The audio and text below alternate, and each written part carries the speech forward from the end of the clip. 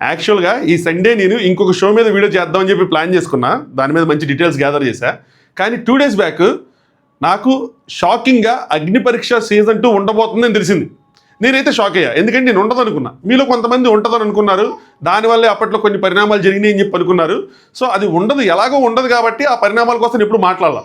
But ఇప్పుడు మాట్లాడాల్సిన situation create అయ్యింది, మాట్లాడతాను. మీరు అప్పుడే ఆవేశపడద్దు, అదే తమ్నైల్లో నా సెకండ్ ఎడిటింగ్ కోసం. అలాగే అగ్ని పరీక్ష ఎప్పుడు ఉండబోతుంది ఏంటి, ఒక ట్విస్ట్ని పెట్టా. ఇది యాక్చువల్గా మెయిన్ అనమాట.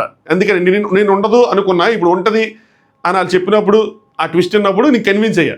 సో ఆ ట్విస్ట్ ఏంటి, ఏం జరగబోతుంది, డీటెయిల్డ్గా మాట్లాడుకుందాం. Let's start. హాయ్ ఫ్రెండ్స్, నా పేరు Anand, welcome to top news. Welcome to top news అని చెప్పినప్పుడు ఎనర్జీ అలా వస్తుంది.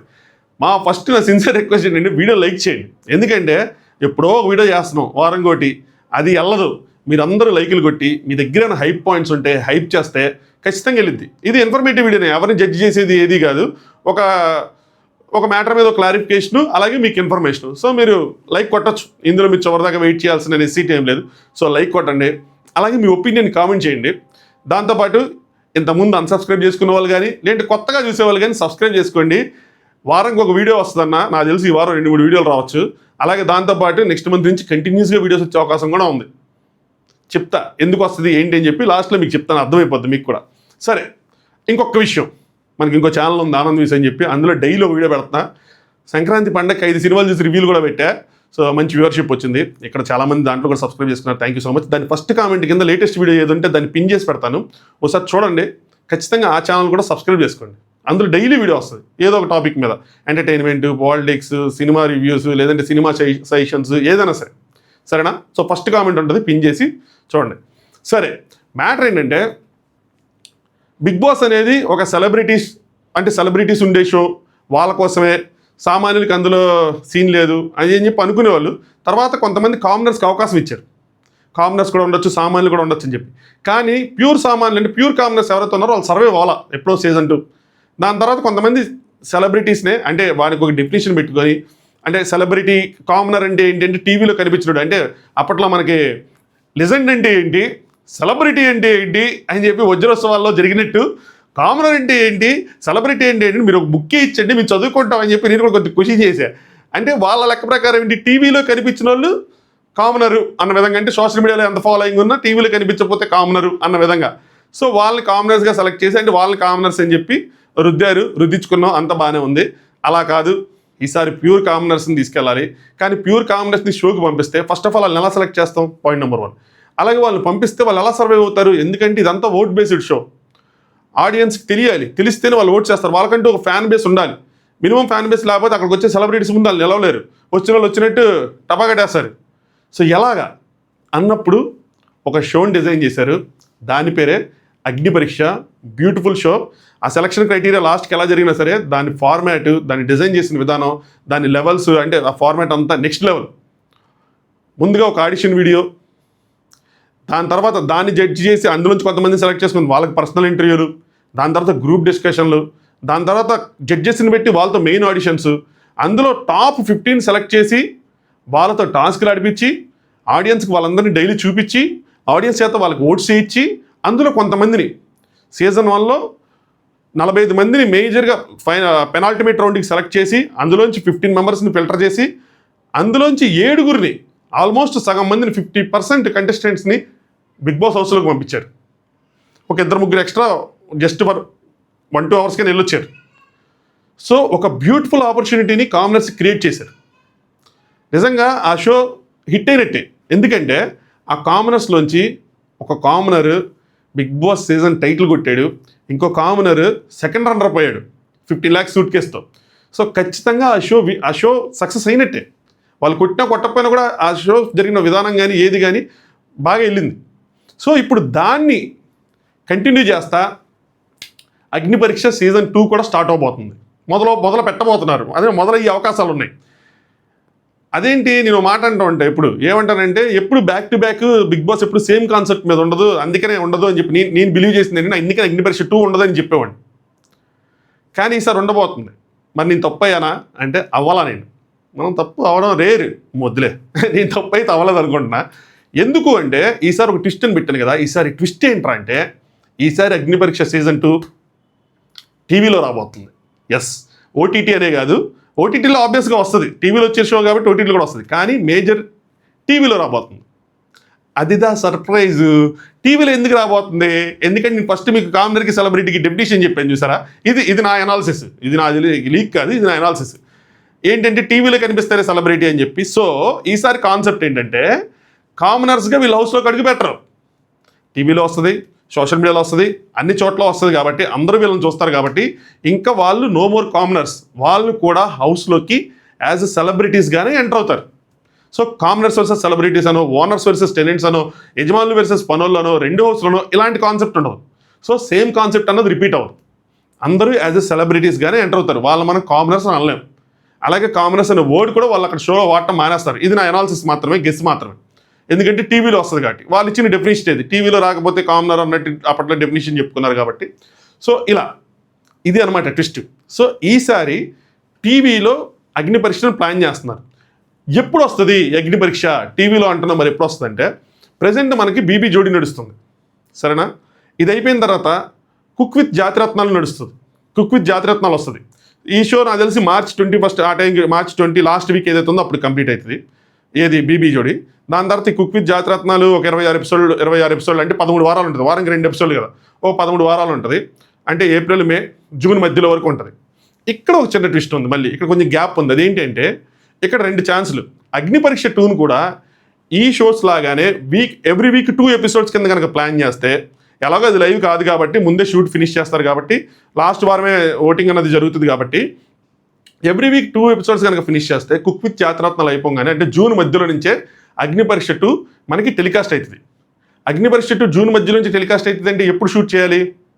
మేలో షూట్ చేసేయాలి, మేలో కంటిన్యూస్గా షూట్ చేస్తే జరుగుతుంది. సో మనకి ఏప్రిల్ ఆ టైంకి మనకి అనౌన్స్మెంట్లు ఇవన్నీ వస్తాయి. లేదు అంటే కనుక లాస్ట్ ఇయర్ లాగా కంటిన్యూస్గా డైలీ ఒక ఎపిసోడ్ కింద వేద్దాం. బిగ్ బాస్ స్టార్ట్ అయ్యి అంటే బిగ్ బాస్ సండే స్టార్ట్ అవుతుంది కనుక ఫ్రైడే ఎండ్ అయింది. సో అలా వేద్దాము, అలా చేద్దాము అనుకుంటే ఏమైంది అంటే మధ్యలో కిరాక్ బాయ్స్, కిలాడి గర్ల్స్ లాంటి ఏదైనా షో స్టార్ట్ చేసి 10 వారాలు దాన్ని నడిపించి ఆగస్టు మధ్యలోకి వచ్చిన తర్వాత అక్కడి నుంచి మనకి ఈ డైలీ అంటే అగ్ని పరీక్ష 2 వేయచ్చు అనమాట. అలా కనుక ప్లాన్ చేసుకుంటే అప్పుడు ఇదంతా షూటింగ్ అనేది మొత్తం జూలైలో ఆ టైంలో అంటే ఆగస్ట్ స్టార్టింగ్లో కానీ జూలైలో ఎండింగ్లో కానీ అక్కడి నుంచి జరగచ్చు. బట్ ఏదేమైనా సరే ఈసారి టీవీలో వేద్దాం, షో హిట్ అయింది, టీవీలో వాడదాం అని ఫిక్స్ అయ్యారు. మేజర్గా వాళ్ళు ప్లాన్ చేసుకునే వీకెండ్ 2 ఎపిసోడ్ల కింద ఒక 2 నెలలు నడిపిద్దాం. అంటే ఎలాంటి బీబీ జోడీ షో ఎలా నడుస్తుంది అంటే వాళ్ళు సెలబ్రిటీస్ చేయాలంటే ఏంటి, 10 రోజులు టీవీలో చూపించేస్తే అయిపోదు కదా. సెలబ్రిటీస్ వారు వరుసగా 10 రోజులు చూపిస్తే ఒక 2-3 నెలలు నానిస్తే ప్రోమోస్లో కనిపించి యూట్యూబ్లో కనిపించి 3 నెలలు అలాగా ప్రేక్షకుల మైండ్లో నానితే ఈ బీబీ జోడీ లాగా ఈ కుక్ విత్ జాతిరత్నం నానితే అప్పుడు వాళ్ళు కొంచెం రీస్టర్ అవుతారు. అలా ప్లాన్ చేసుకుంటున్నారు. ఎలాగో లాస్ట్ వారమే కాబట్టి ఎలాగో ఇప్పుడు షూట్ చేసేసిన ఆడియన్స్ వేసేది ఓట్లు వేసేది ఎవ్రీ వీక్ ఉండదు కదా, ఎలిమినేషన్స్లో ఉండదు కదా, లాస్ట్ వారమే చేస్తారు కాబట్టి లాస్ట్ వారం ఫ్రైడే వరకు నడిపించి సాటర్డే వాళ్ళకి కన్ఫర్మేషన్ ఇచ్చి సండే వాళ్ళని హౌస్లోకి పంపిస్తారు. లాస్ట్ ఇయర్ లాగా సేమ్ సీజన్ 9 లాగా ఇలా అన్నది ఓ ప్లానింగ్ జరుగుతుంది. ఇలా అని అనుకుంటున్నారు. సరే మామా నువ్వు ఎటు తీసి ఎటు తిప్పినా సరే ఆగస్టులో కానీ జూన్లో కానీ షో జరిగితే ఇప్పుడు ఎందుకు నువ్వు విషయం చెప్తున్నావు, ఇప్పుడే ఎందుకు చెప్తున్నావు అని మీకు డౌట్ రావచ్చు.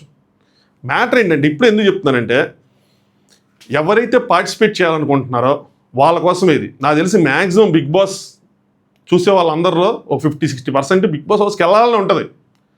కొంతమంది కొన్ని రెస్ట్రిక్షన్స్ ఉంటాయి, మిగతా 40% కూడా వెళ్ళాలని ఉంటుంది. Restrictions, age restriction, gender restriction, family restriction, job restriction, ఏదో రెస్ట్రిక్షన్ ఉంటుంది. కానీ అవి లేకుండా వెళ్ళాలనుకున్న వాళ్ళు కానీ లేదంటే ఆ రెస్ట్రిక్షన్స్ గురించి ఇప్పుడే ఆలోచించుకోవాలి అంటే లాస్ట్ టైం ఏమైంది, జస్ట్ 1 మంత్లో వచ్చేసి మొత్తం ఫినిష్ అయిపోయింది. చాలామందికి ఆ స్కోప్ అనేది దొరకల. ఆలోచించుకోవాలనుకున్న వాళ్ళు కానీ లేదంటే ఎలా ప్రిపేర్ అవ్వాలి అనుకున్న వాళ్ళకి కానీ వాళ్ళందరికీ ఇన్ఫర్మేషన్ పాస్ చేద్దామని నేను చేశాను. సో నా మెయిన్ మోటివ్ ఏంటంటే ఎవరైతే వెళ్ళాలనుకుంటున్నారో మీరు ఇప్పటి నుంచే ప్రిపరేషన్ స్టార్ట్ చేయండి. ఫస్ట్ మీరు చేయాల్సిన పని ఏంటంటే సోషల్ మీడియా ప్రొఫైల్ బిల్డ్ చేసుకోవటం. చాలామందికి పర్సనల్ అకౌంట్స్ ఉంటాయి, దాన్ని పబ్లిక్లో పెట్టమని చెప్పట్లా, వేరే అకౌంట్స్ అని క్రియేట్ చేసుకోండి. ఎందుకు ఇది ఇంపార్టెంట్ ఏంటంటే చెప్తా చూడండి. దానికన్నా ముందు మీరు లాస్ట్ ఇయర్ సీజన్ కంటెస్టెంట్స్ ఎలాంటి ఆడిషన్స్ ఇచ్చారు, ఆడిషన్ వీడియోలు చాలా ఉన్నాయి, అవి చూడండి. అవి చూసి యాజ్ ఇట్ ఈజ్గా అంతే దించి కాపీ కొట్టి దించి అలా దించకూడదు.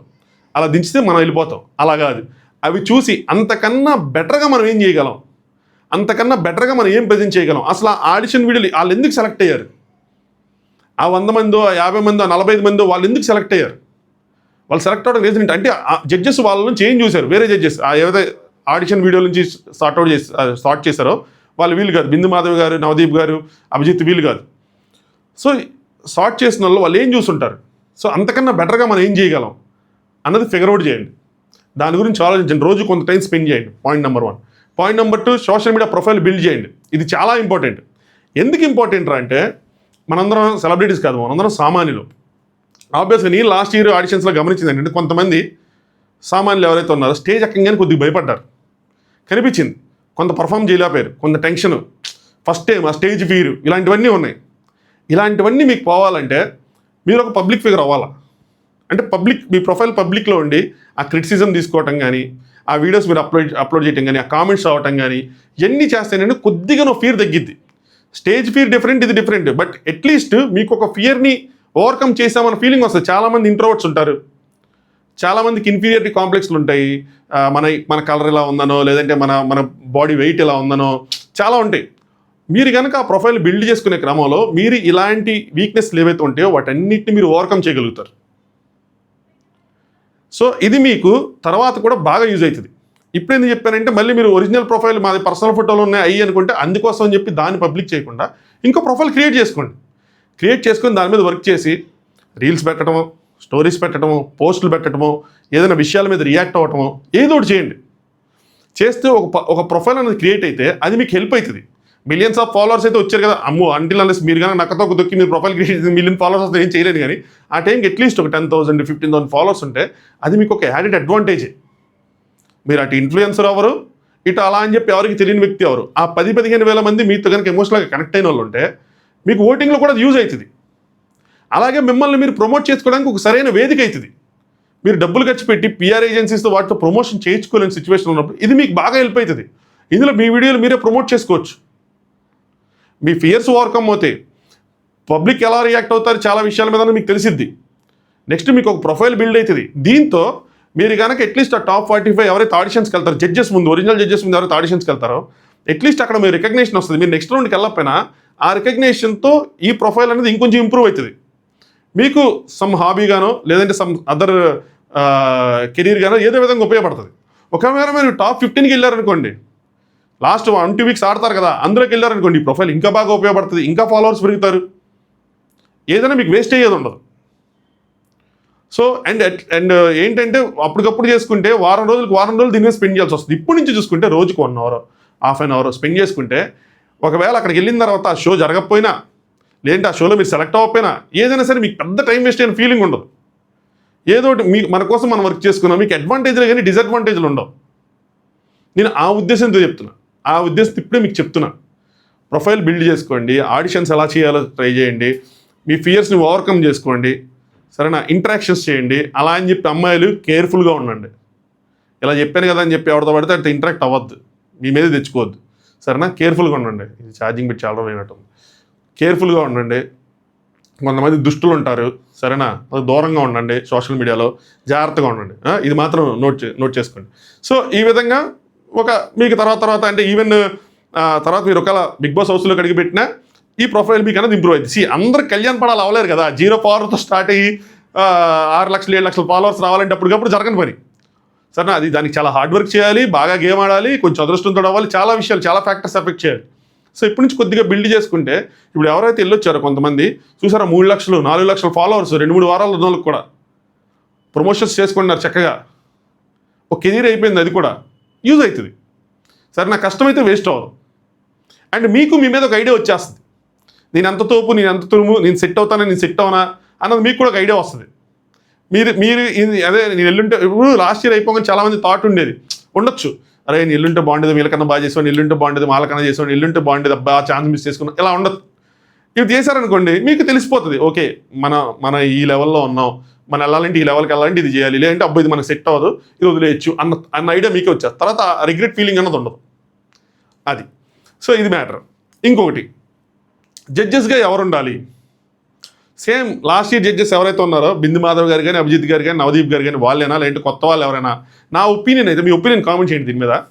నా ఒపీనియన్ అయితే వాళ్ళు ఉంటేనే బెటర్. ఎందుకంటే సీజన్ 1 స్టార్ట్ అయినప్పుడు ఎవరికి ఏ ఐడియా లేదు, 0 ఐడియా. ఈవెన్ వాళ్ళు ఆడిషన్స్ చేస్తున్నారు, కొన్ని ఆడిషన్స్ 2 hours 3 hours అయినాయి. దానివల్ల చాలా ఆడిషన్స్ స్కిప్ చేయాల్సి వచ్చింది. అంటే వాళ్ళు చేశారు, మనకు చూపిలా. 45 మంది ఆడిషన్స్ మనకు చాలా తక్కువ మంది చూపించారు, 10 మంది జుమ్ లేపుకుంటూ వెళ్ళిపోయారు మీరు చూస్తే.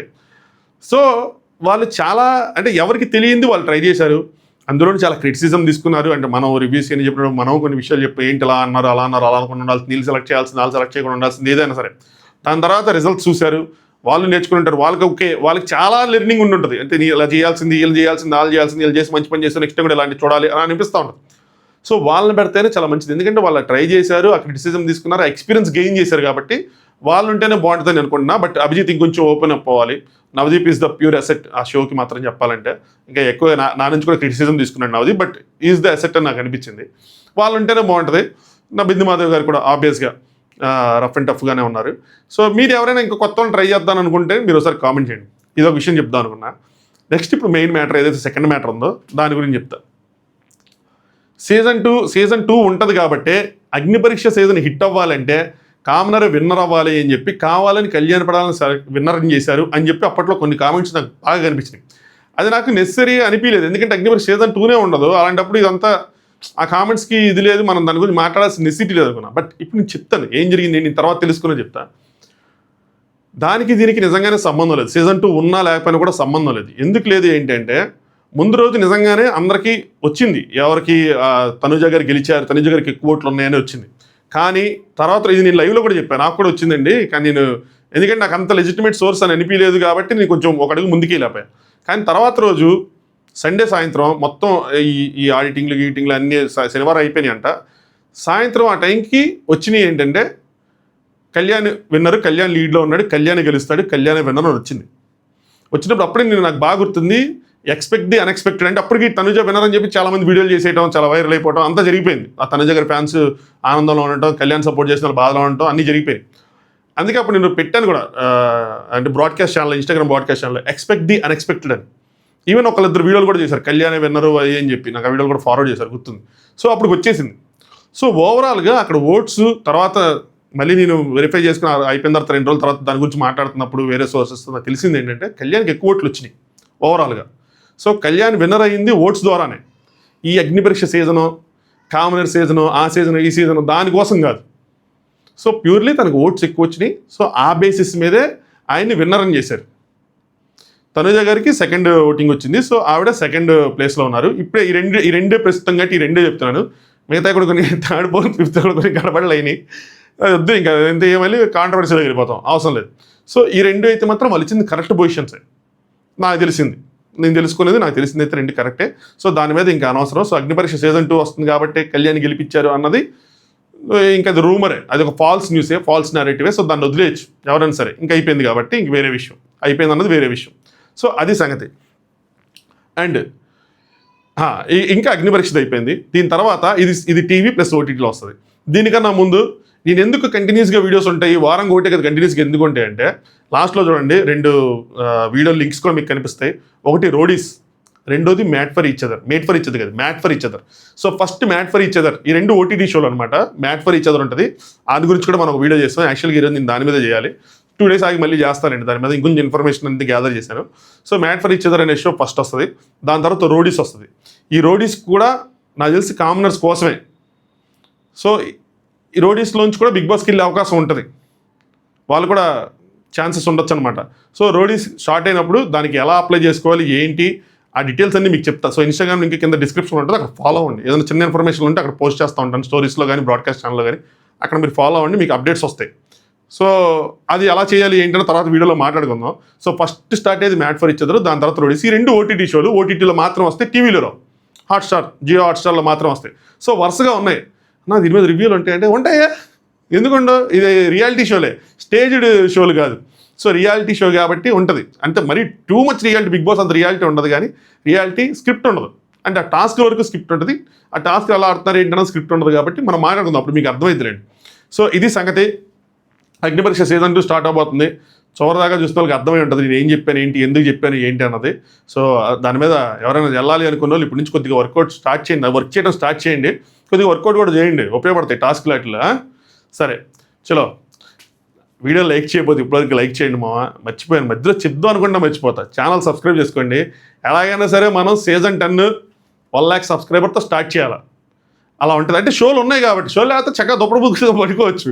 షోస్ ఉన్నాయి కాబట్టి ఈ షోస్ అన్నిటి ద్వారా ఒక 20,000 సబ్స్క్రైబర్స్ని కనుక మనం అచీవ్ చేయగలిగితే ఖచ్చితంగా 1,00,000 సబ్స్క్రైబర్స్తో మనం సీజన్ 10 ఫస్ట్ ఎపిసోడ్ రివ్యూ మొదలు పెట్టచ్చు అనమాట. సో దానికి మీ అందరూ అంటే ఎగ్జిస్టింగ్ ఆడియన్స్ ఎవరైతే ఉన్నారో మనం ఫాలో అయ్యి సపోర్ట్ చేస్తే ఖచ్చితంగా అది అచీవ్ చేస్తాం.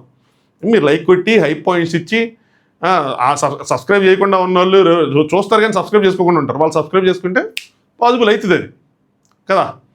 చలో ఇది నేను అప్లోడ్ చేద్దాం అనుకున్నా, ఎప్పుడు అప్లోడ్ చేస్తానో తెలియదు, 2 రోజుల నుంచి అదే అనుకుంటున్నా. Anyway thanks for watching top news.